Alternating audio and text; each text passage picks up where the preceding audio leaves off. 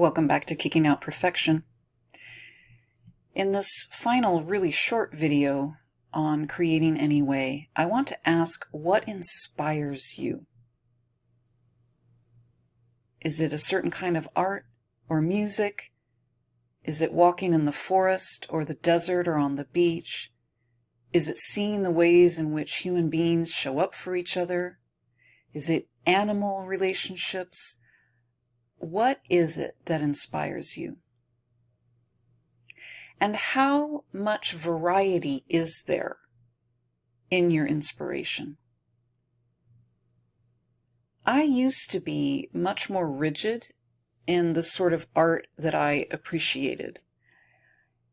And that narrowness, I think, directly reflected my wish for perfection and my relationship with perfectionism.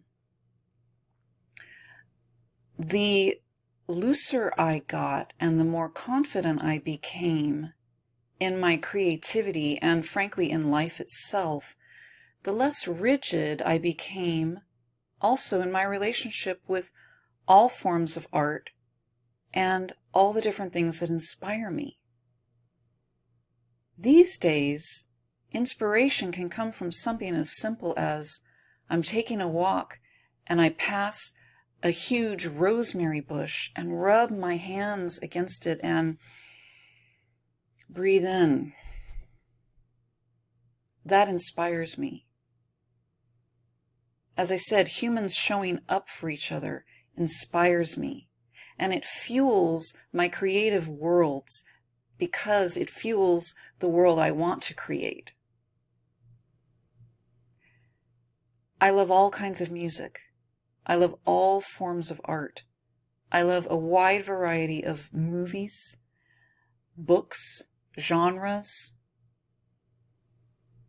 How about you? Do you box yourself in creatively?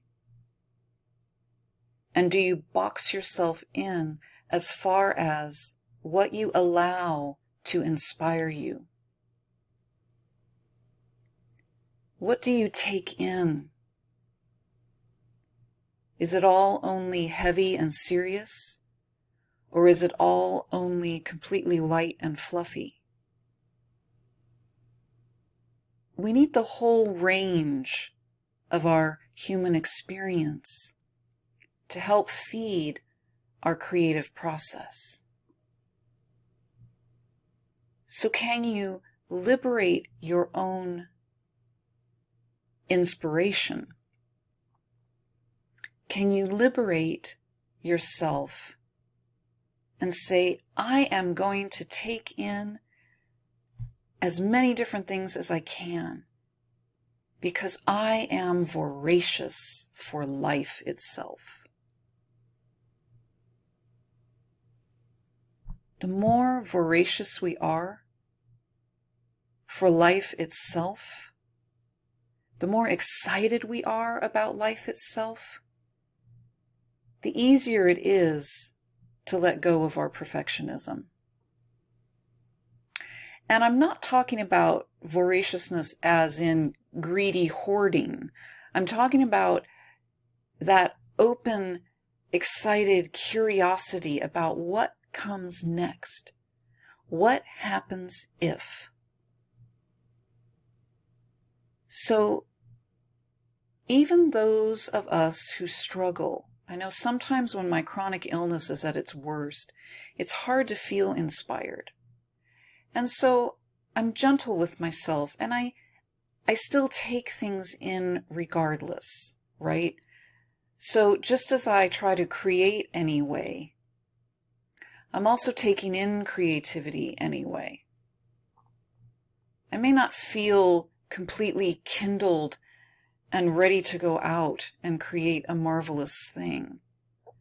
But in those moments, maybe what I take in is comfort, or ease, or rest, or escape. And that's good too, right? This river flows. What we need at any point shifts and changes. What I want for myself and for you is overall for our sources of inspiration to be as broad and varied as possible, so that we're not getting stuck in any sort of creative rut. And we're certainly not limiting ourselves and boxing ourselves in creatively. So I'll ask again, what inspires you? And now I'll ask that in a different way. What do you allow to inspire you? Because the possibility for inspiration is everywhere, in every moment. Blessed be.